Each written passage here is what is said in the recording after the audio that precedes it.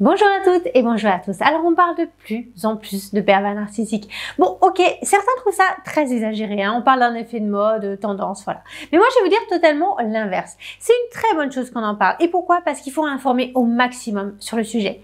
Parce qu'ils existent bel et bien. Là on considère actuellement qu'ils sont entre 3 et 6% de la population. Et c'est énorme vu les dégâts qu'ils causent. Donc je rappelle que les risques de suicide chez les victimes sont absolument énormes.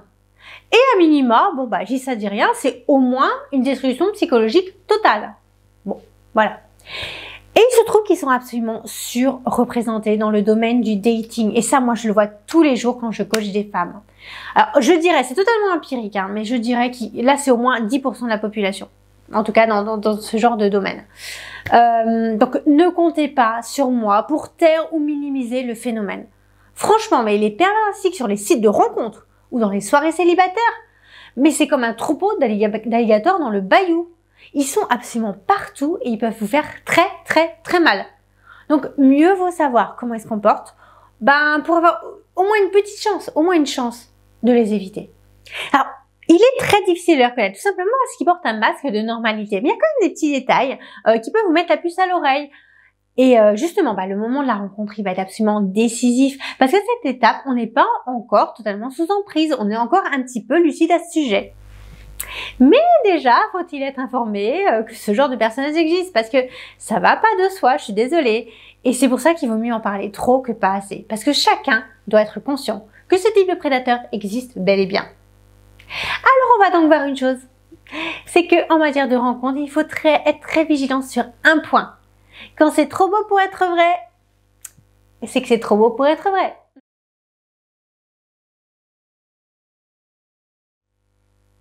Bon alors, par souci de clarté du message, je vais parler de pervers narcissiques hommes et de victimes femmes. Hein.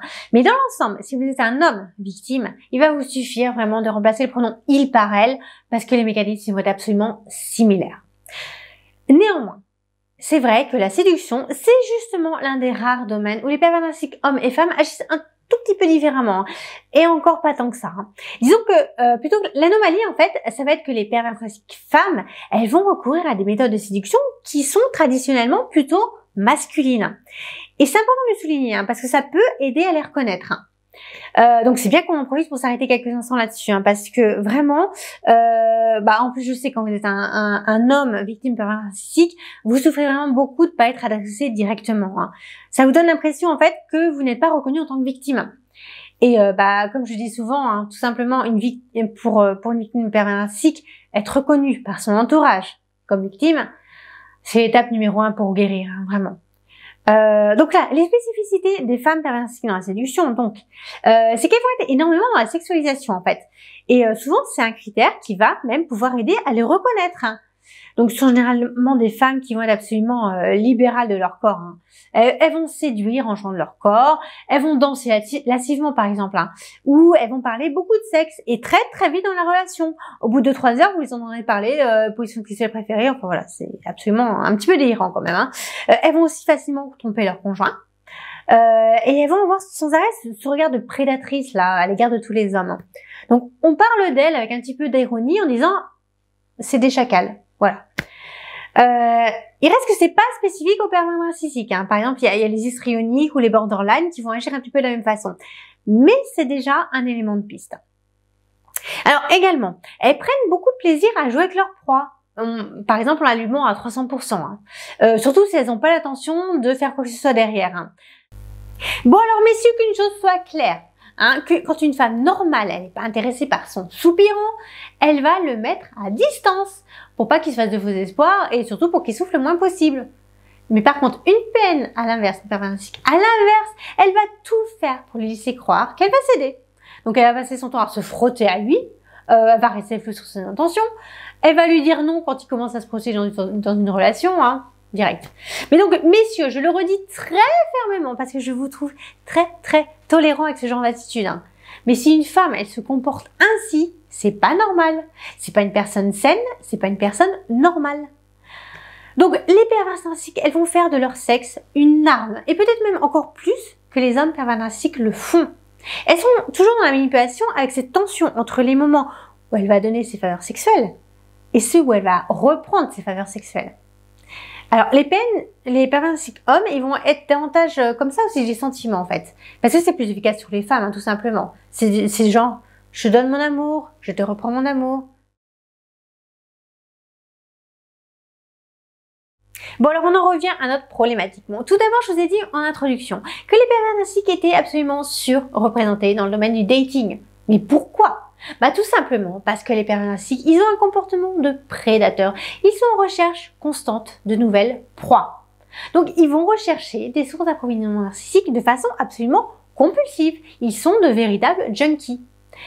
C'est ainsi qu'ils vont se nourrir parce que bah voilà, ça leur permet de compenser leur estime de soi, en gros.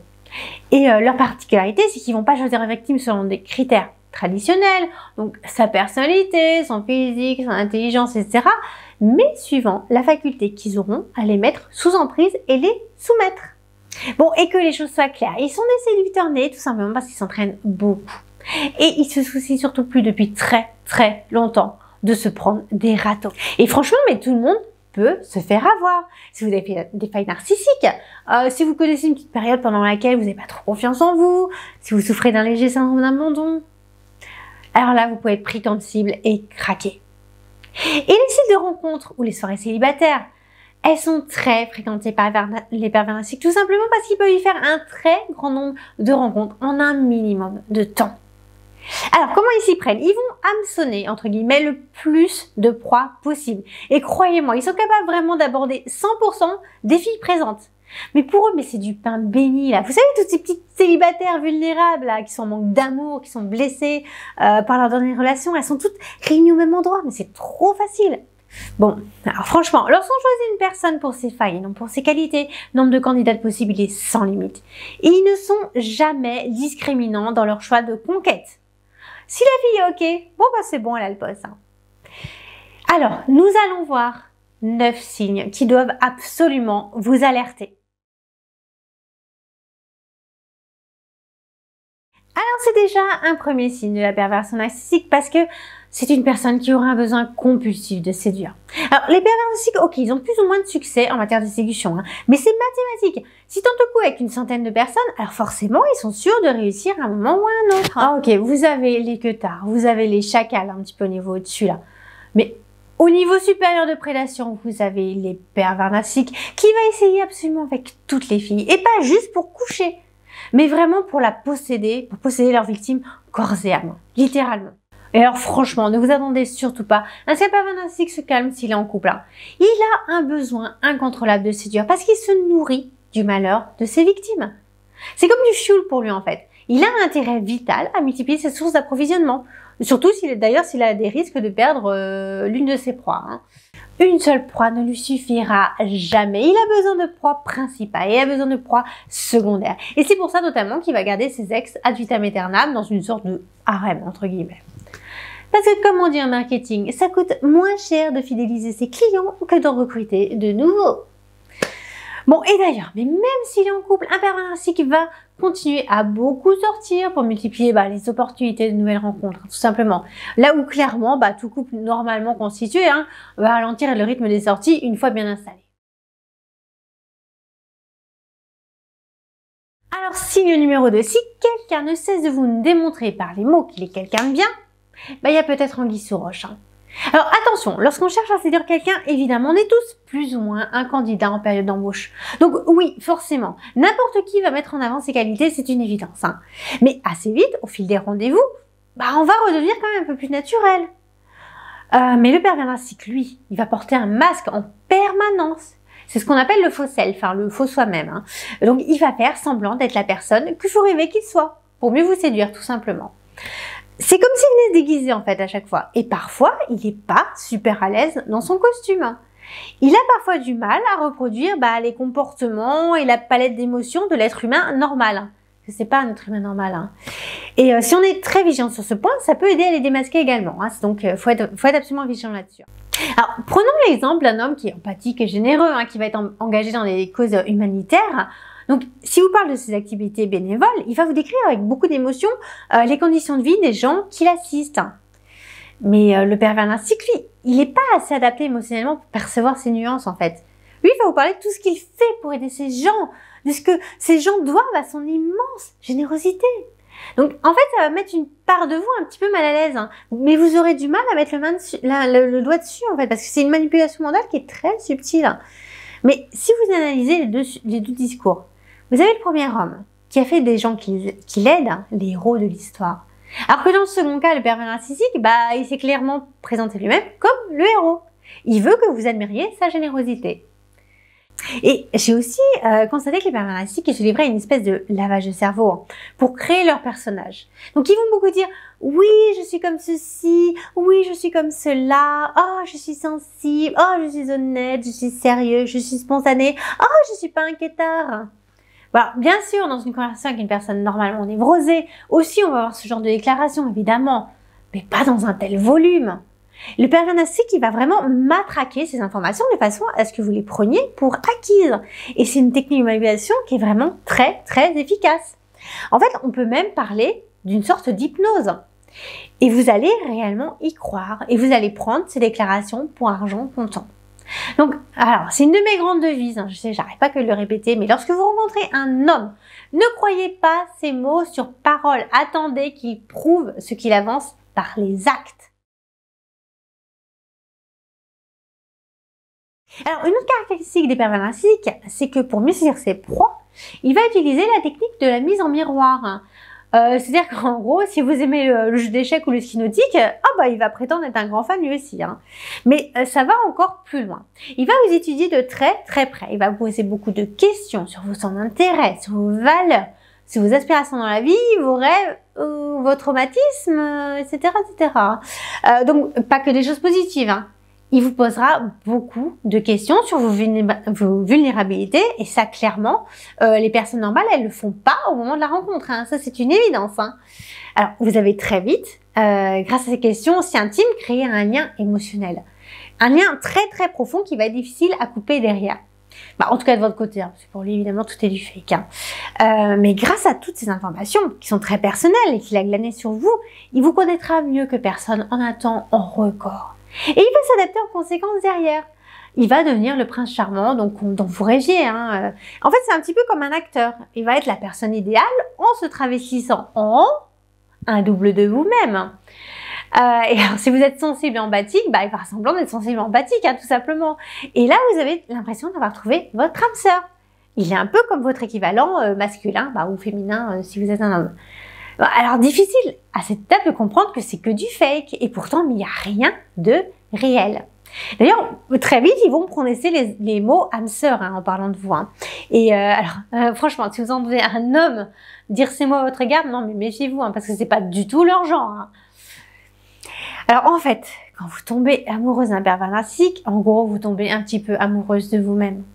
Alors, c'est plutôt subtil, mais si un homme, il vous pose beaucoup de questions très intimes, très vite, plutôt que de vous découvrir petit à petit, hein, ce qui est vraiment le comportement habituel, normal dans un contexte de rencontre. Alors franchement, mais soyez vigilante. Parce que dans une situation normale, on va avoir une part de pudeur, entre guillemets, à se dévoiler. Et également, on va avoir une part de pudeur à demander à l'autre de se dévoiler, tout simplement. Ensuite, en général, les pervers narcissiques sont généralement des hommes, des femmes sur une situation, qui ont eu beaucoup de relations. Alors, je vous parle pas de plan cul, là, même si, bon, ils en ont aussi, évidemment. Mais lorsqu'un pervers narcissique couche avec une femme, ou un homme sur le sexe, c'est pas pour le sexe, hein, mais c'est pour la posséder, corps et âme. Et ils ont eu beaucoup de relations, et en général, elles se sont très très mal terminées. Et d'ailleurs, je vous cache pas qu'elles ont été absolument chaotiques, hein. Mais alors là, franchement, on peut se poser la question, mais pourquoi dans ce cas, les proies s'obstinent à rester? Tout simplement parce que les pervers narcissiques, ils sont des maîtres. Lorsqu'il s'agit de leur laisser croire qu'avec elles, tout va être différent, hein. Que elles savent les comprendre, ils sont bien ensemble, qu'elles sont spéciales. Mais là encore, mais tout est du fake. Et lorsque la relation, elle entre dans la phase de dénigrement, mais il y a le chaos qui pointe le bout de son nez, mais comme avec toutes les autres, quoi. Bon, alors donc, il a beaucoup d'ex, il adore en parler, c'est même son principal sujet de conversation. Parce que le pervers narcissique, c'est un collectionneur. Pour lui, vous n'êtes qu'un objet. Et lorsqu'il en aura fini avec vous, il va vous poser sur une étagère, quoi. Vous lui pardonnez, mais à jamais. Et même des années après, il vous ressortira à l'occasion en évoquant votre souvenir à ses nouvelles conquêtes. Parce qu'en tant qu'objet, il ne va pas vous dissocier de lui-même. Et c'est super troublant de le voir s'accaparer vos qualités et vos compétences. Alors par exemple, si vous aimez danser, il dira à toutes ses futures proies qu'il sait danser parce qu'il a une relation avec vous. Alors s'il a connu une peintre, il connaît tout l'art. S'il a connu une avocate, oh non, mais il connaît la loi sur le bout des doigts. Ensuite, mais un pervers narcissique, il va multiplier les promesses et déclarations d'intention. Alors attention, ok, tous les hommes en phase de séduction, ils vont faire un peu la même chose, hein, dans une moindre mesure en tout cas. Mais là, on a des champions du monde. Il va faire en sorte de se rendre indispensable en se disant capable de résoudre vos problèmes, bon, qu'ils soient existentiels ou pas. Hein. Bon, par exemple, si vous rêvez d'un poste, mais il connaît super bien le DRH de la boîte, il va vous faire embaucher, mais de façon sûre et certaine. Vous avez très envie de voir un spectacle déjà complet? Ah non, mais pas de souci, il va vous avoir une place, aucun problème. Ah, vous aimez le Sud? Ah, mais c'est génial parce qu'il y a sa grand-mère qui a une maison secondaire à Aix-en-Provence. Ah, mais vous y passerez les vacances ensemble. Génial. Et c'est qui la son du grandiose, hein? Franchement. Il va vous emmener dans les grands restos, il va vous payer des verres, il va vous parler des loups-boutins qu'il va vous offrir, hein, n'est-ce pas?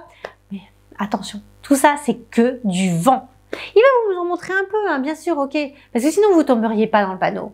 Mais assez vite, vous ne recevrez plus que des miettes. Mais il va continuer à vous dire, moi je paye tout pour mes compagnes, nanana. Bon, mais avouez que c'est plutôt facile quand on sort jamais. Hein.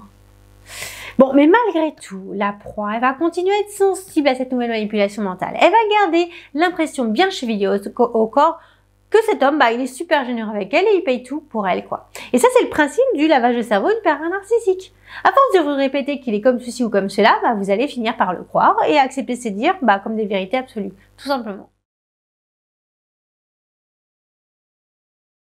Bon, également, avec les pervers narcissiques, mais tout va trop vite. Alors, on se plaint toujours que les hommes, ils tardent à accepter de s'engager, mais avec les pervers narcissiques, c'est exactement l'inverse. Alors, ils vont vous déclarer leur femme après 3 rendez-vous, et parfois au premier. Ils veulent tout de suite emménager chez vous, ils voient un mariage, ils vous parlent enfant dans la foulée, quoi. Et pour eux, ce engagement, c'est du pain béni, parce que plus vous serez liés à eux, et plus vous aurez du mal à vous dégager de l'emprise. Hein. Et quand on fait d'emménager chez vous, je dis ça, j'ai rien, mais le but est purement utilitaire. Hein. Parce qu'il y a beaucoup de victimes qui vont jamais voir la couleur d'un partage de loyer ou de facture. Il y a même une catégorie de pervers narcissiques, ceux que j'appelle les pervers narcissiques parasites, qui vont carrément arrêter de travailler pour vivre au crochet de leur belle. Hein. Bon, je vous conseille de voir la petite vidéo que j'ai fait sur les pervers narcissiques et l'argent, qui vous en dira plus à ce sujet, hein, n'est-ce pas? Je vous mets le lien ci-dessus. Bon, à l'inverse, on a des pervers narcissiques qui vont être au contraire allergiques absolument à l'engagement. Au bout de 2 ans de relation, ils vont continuer à vous dire « Ah non, mais on n'est pas en couple, hein !» Bon, mais même ces derniers, ils vont vouloir vous voir beaucoup, tout le temps, le plus souvent possible. Ils vont vous écrire des centaines de messages par jour. Ils seront toujours dépendants affectifs, quoi qu'il arrive, quoi. Ils vont devenir omniprésents, histoire de créer de façon artificielle la dépendance affective. Les pervers narcissiques, ils vont vous en mettre plein la vue au tout début. Alors par exemple, en vous emmenant en week-end de rêve pour vous séduire. Donc c'est la période qu'on appelle le love bombing.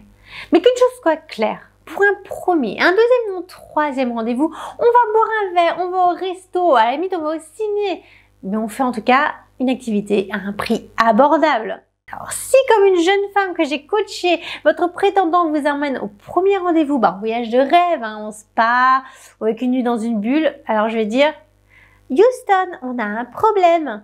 Parce qu'un homme normal, il va jamais dépenser des sommes aussi folles pour quelqu'un qu'il a vu qu'en photo ou avec qui il a chatté juste 2 semaines, quoi. Alors évidemment, cette femme, elle avait craqué sur ce mec parce que, voilà, pour l'expérience romantique qu'il lui avait apporté, mais certainement pas pour le mec en lui-même.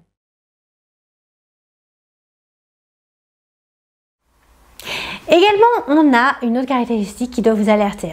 Toutes les victimes sont unanimes. Elles ont d'abord éprouvé une impression négative à l'égard de leur pervers narcissique. Alors en général, c'était pas leur type, soit physiquement ou moralement. Il y a aussi beaucoup de témoignages qui parlent de tics nerveux ou des tics de langage, vraiment des petites choses un peu désagréables chez les pervers narcissiques. Et parfois même, elles ont cédé beaucoup plus par lassitude face au harcèlement que par intérêt réel. Et effectivement, la perversion narcissique, c'est quand même une pathologie mentale grave. Et même si on finit par se faire avoir, ok, il y a quand même notre cerveau au départ, au tout début, qui va essayer de nous dire « Eh oh, il y a quelque chose qui cloche là ».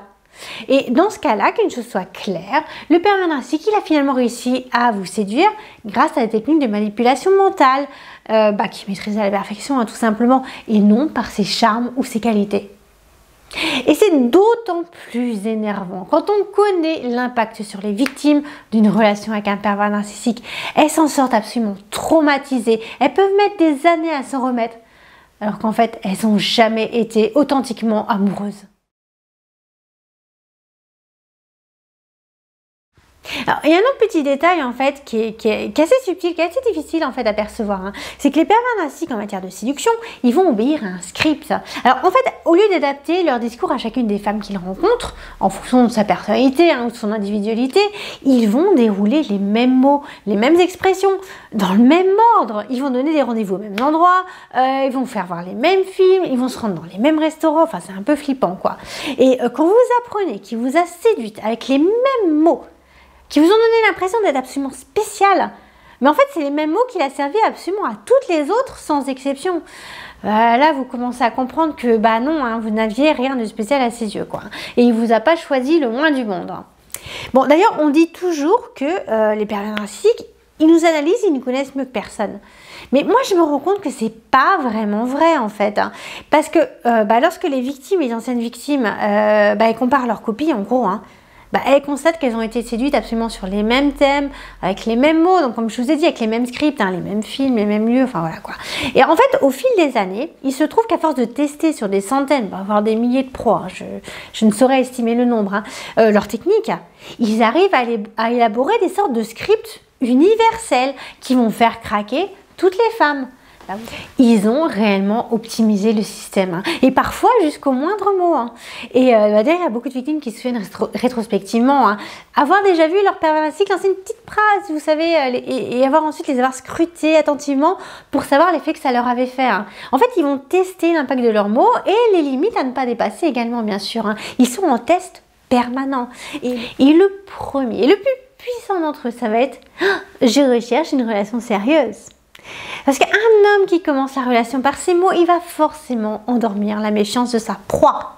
Mais s'il est pervers narcissique, il n'aura aucun scrupule après avoir couché avec elle à lui dire « Ah, mais comme je te l'ai déjà dit, hein, je suis très claire sur ce sujet, hein, n'est-ce pas hein, je veux pas de relation sérieuse. Hein. »